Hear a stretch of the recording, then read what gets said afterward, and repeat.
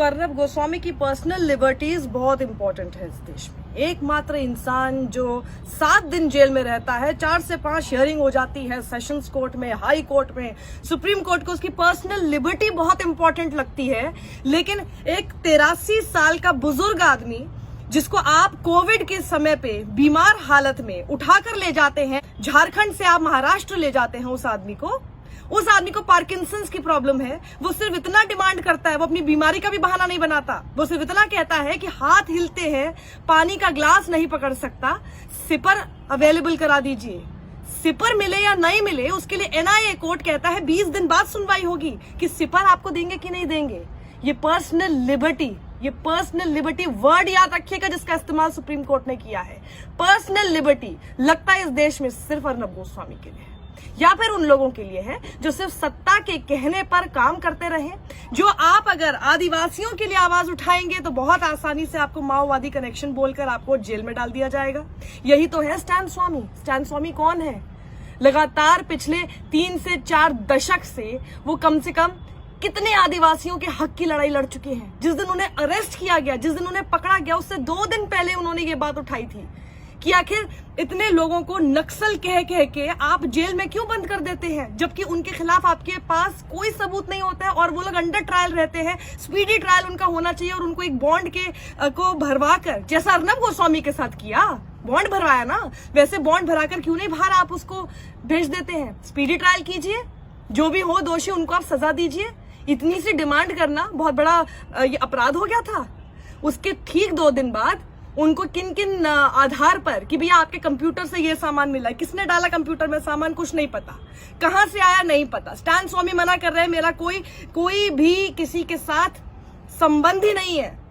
भीमा कोरेगांव तो मैं आज तक गया ही नहीं जिसके चक्कर में आप मुझे पकड़ रहे हैं। कुछ प्रूव नहीं हुआ है, कोई एविडेंस नहीं। इस आदमी के खिलाफ तो सुसाइड नोट था अर्नब गोस्वामी के खिलाफ, जिसमें नाम है अर्नब गोस्वामी का और 2 और लोगों का। उनकी पर्सनल लिबर्टी इतनी इंपॉर्टेंट है इस देश में, और ये आदमी पानी का सिपर तक भी नहीं ले सकता। इसको पानी का सिपर तक भी नहीं दिया जाएगा। इनका स्पीडी ट्रायल तक नहीं होगा। स्पीडी ट्रायल तो दूर की बात है, पानी का सिपर इनको दिया जाए या ना दिया जाए उसके लिए कोर्ट आपको 20 दिन आगे कर देगा। और ये 7 दिन के अंदर आपको नाम गिनाऊं कौन कौन लोग कितने समय से कोर्ट जो है जेल के अंदर सड़ रहे हैं। उसके बाद उनको अगर छोड़ भी दिया गया है किसी को, तो कितने लंबे समय तक कौन है जिसको सुप्रीम कोर्ट से इतनी जल्दी लिस्टिंग मिल जाती है। इसीलिए सुप्रीम कोर्ट के बार एसोसिएशन के प्रेसिडेंट दुष्यंत दवे ने ये लेटर भी लिखा था। इसका जवाब है किसी के पास?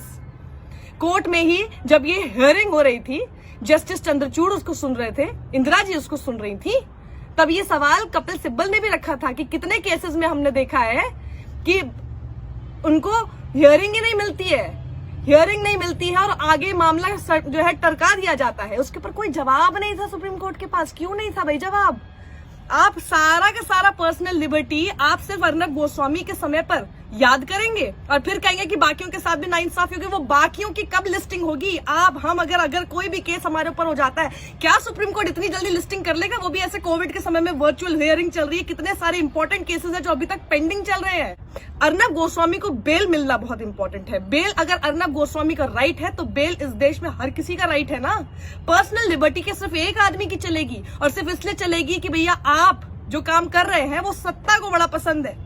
ये कौन से कनेक्शंस हैं? ये क्या चल रहा है देश में? तो राइट टू इक्वालिटी कहाँ रहा? आर्टिकल 14 का उल्लंघन कर दिया आपने। पर्सनल लिबर्टी की बात करते करते हम लोग के आर्टिकल 14 का उल्लंघन करेंगे। मैं आपको सुधा भारद्वाज देख लीजिए, वरवरा राव देख लीजिए, वर्नॉन गोंजाल्विस देख लीजिए, आनंद तेलतुम्बडे देख लीजिए, गौतम नवलखा, स्टैन स्वामी, उमर खालिद, ये सब लोग जेल में सड़ रहे हैं। इनकी पर्सनल लिबर्टी के बारे में कोई बात नहीं करेगा, क्योंकि ना इनके पास अपना एक फैंसी चैनल है जिसपे बैठ के वो अपना ढोल नगाड़े बजवा सकें, 1000-1500 रुपए दे के भीड़ इकट्ठी कर सकें और फिर दिखा सकें, बड़ी बड़ी बातें हूल दे सकें, सत्ता को ये दिखाने की कोशिश कर सकें, वहां की महाराष्ट्र की कि भैया तुम मेरे से हार गए हो, बड़ा बड़ा नाच गाना कर सकें। ये सब नहीं है ना इनके पास। इनके लिए बोलने के लिए कोई नहीं है ना।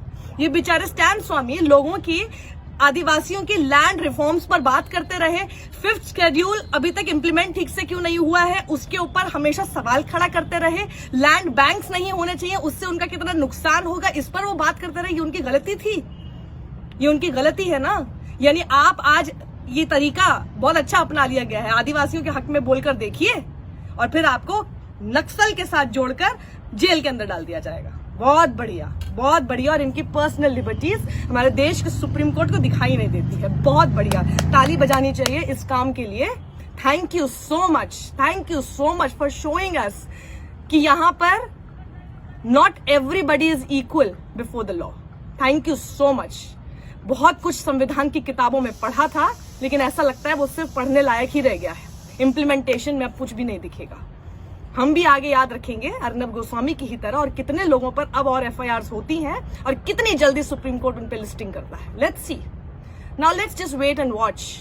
Everything is in front of us. ये ऐसे नहीं छोड़ा जा सकता है। और आप भी आवाज उठाइए। आज आवाज नहीं उठाई तो सिर्फ एक अर्नब गोस्वामी ही है जिसके हक की बात इस देश में होती रहेगी। ना आपकी पर्सनल लिबर्टी का कोई ख्याल रखेगा, ना हमारी पर्सनल लिबर्टी का कोई ख्याल रखेगा, ना आपके पिता की, ना आपकी बहन की, ना आपकी माँ की। कुछ भी, कोई भी आपको कभी भी किसी भी मामले में फंसा देगा, सड़ते रहिएगा फिर जेल में। पर्सनल लिबर्टी गई तेल लेने, यही होगा। Unless and until your name is Arnab Goswami, remember that.